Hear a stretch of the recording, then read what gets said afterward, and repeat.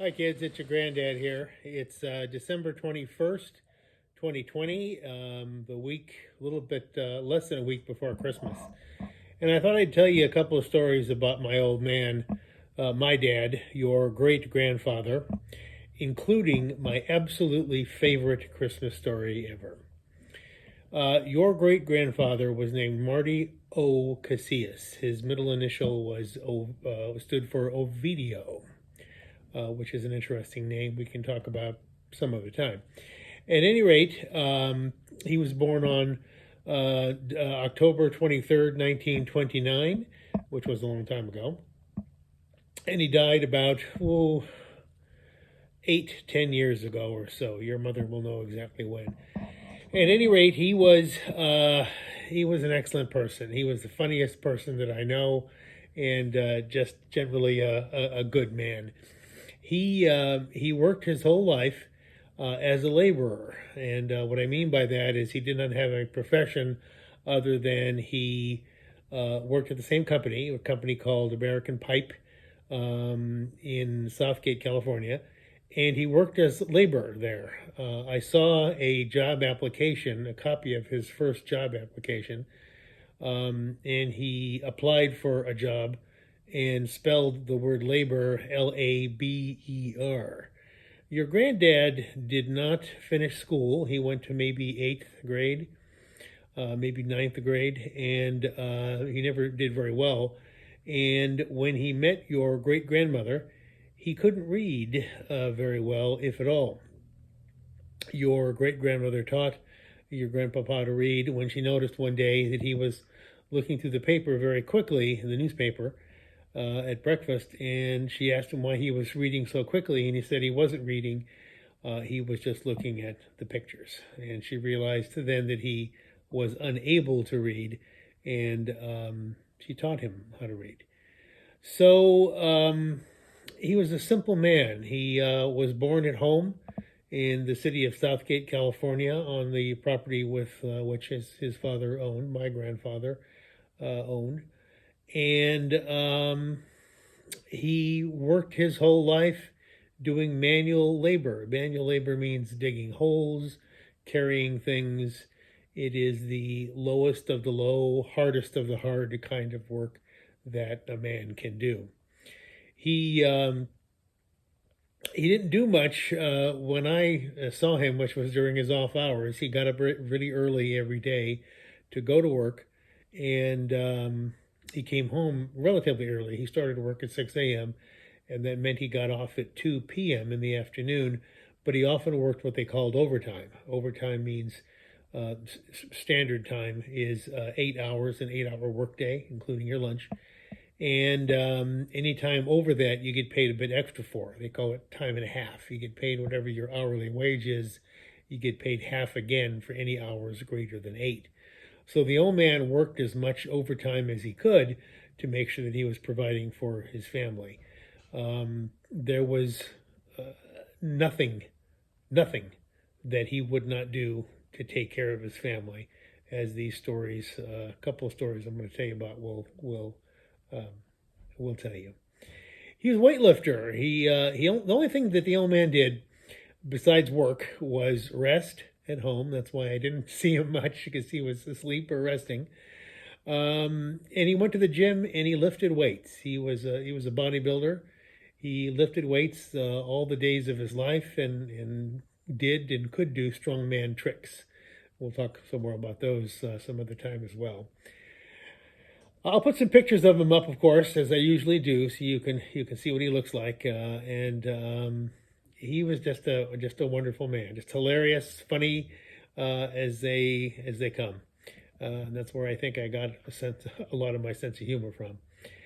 At any rate, a couple of my favorite stories about 1960, which again was a long time ago, when my sister was born. Of course, we had we had just moved into a house, so we just moved into the house in Huntington Park, 2455 Grand Avenue in Huntington Park, because I was getting ready to go to school, and you know what? I got the date wrong. It's 1961. I was already in school when my sister was born. This was in August during the summertime, so I wasn't actually in school at the time. We used to get the entire summer off for from school. You'd get off from June to September, so I wasn't in school at the time. But my mother was in the hospital, and back then, when a woman had a baby, especially by cesarean section, surgically, um, your mother can explain what that is to you. Um, you're in the hospital for a week, maybe a week and a half. It was a big deal. So the old man had to take his vacation. He had to take time off from work, and he had to take care of me. Now, I don't know how we ate because I don't know where the food came from. Perhaps my grandmother, his mother, may have cooked for us. I don't remember. I know we ate. Maybe we ate out as well. We might have gotten hamburgers and food to go. The old man loved hamburgers and barbecued pork sandwiches, George's Barbecue in Huntington Park. I'll tell you stories about that later, tomorrow, some other time. Anyway, we ate. I don't remember how. But one of my favorite stories is about being a little boy in August. It was hot. And of course, I was, it was weird. My mother wasn't there.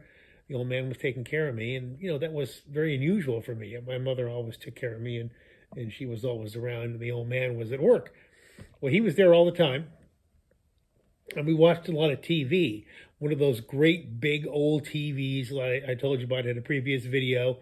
It was a blonde wood cabinet with brown wood feet. I knew that because I was short and could see the feet. Great big thing, a Philco TV. Well, we wanted to watch TV in bed because I couldn't sleep. So we only had one TV. Nobody had more than one TV back in those days. So the old man carried the TV, he's a big strong man. He carried the TV into the bedroom and he set it up, and we were watching TV laying in bed. He was laying in bed with me. We're watching television, black and white. And of course, we were laying down sideways, like you do, and the TV was sitting up regular ways, and it was hard to see. So the old man took the TV and he turned it sideways on its side so that we could watch television, which was, really, really unusual for the time and maybe even for today. And it's just one of the hilarious things that got taken care of back then. The old man was a hoot. My absolute favorite Christmas story is next. I have never forgotten this story, and I don't think I ever will. I was about 7 years old, which would have been 1962. Yeah, 1962, a very long time ago. And we were living in the house in Huntington Park, and it was Christmas time. It was the week before Christmas, and we hadn't had a Christmas tree yet. We didn't have our Christmas tree up. We usually got it fairly early. Kids like to put up the Christmas tree early. Maybe you noticed. But we didn't have it yet. The reason we didn't have our Christmas tree yet is the car was broken. The car didn't work. And we talked about that during the car video, how back then cars didn't work a lot. So the car was broken, and it was broken enough where we couldn't afford to get it fixed. So the old man was walking to work or taking his bike, and my mom wasn't leaving the house. And I don't know how we got groceries. I guess the old lady went walked to the grocery store, probably with me and my sister, and bought groceries, every day. So the car wasn't working, so we couldn't get a Christmas tree, and I was so worried about it because we had to have a Christmas tree. I kept asking, when are we going to get the tree? When are we going to get the tree? And the answer was, well, we have to wait. The car's not working. So the old man realized on the weekend before Christmas, like last weekend was, he realized that kids need a Christmas tree. It's important. And couldn't get the car fixed, couldn't afford to get the car fixed. So he walked, a good 3-4 miles down to the train yard. The train yard is where the Christmas trees were delivered from wherever they grow them. Usually it's in Oregon and Washington, and then they put them on trains at the time. Probably still do, maybe trucks nowadays. But they used to put them on trains, and they would send them down to Los Angeles. Then they would wholesale them, buy them, sell them to the people that were going to run the Christmas tree lots.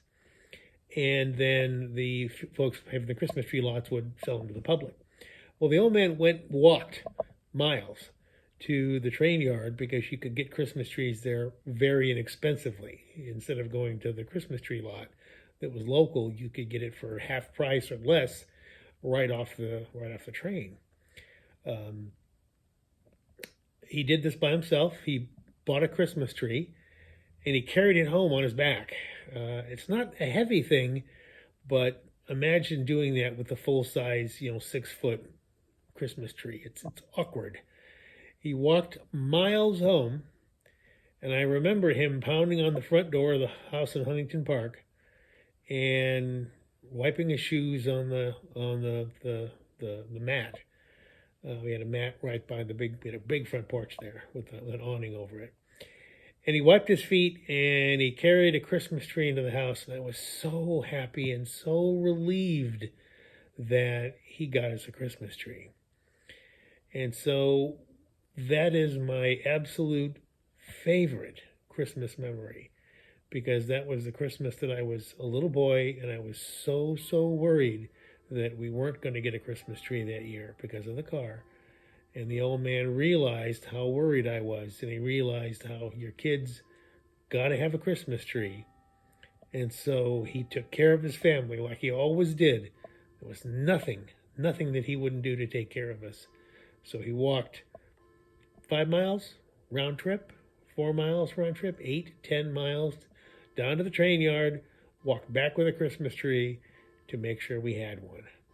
That is my finest Christmas memory. I shall never forget it.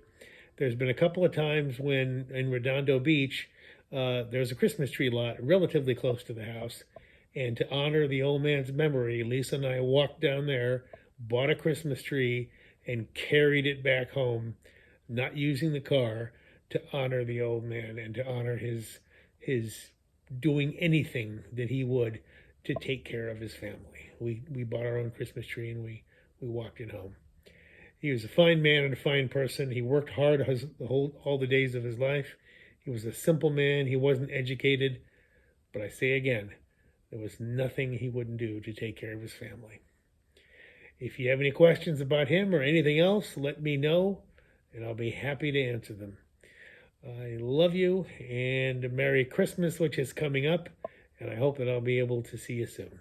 Talk to you later. Bye.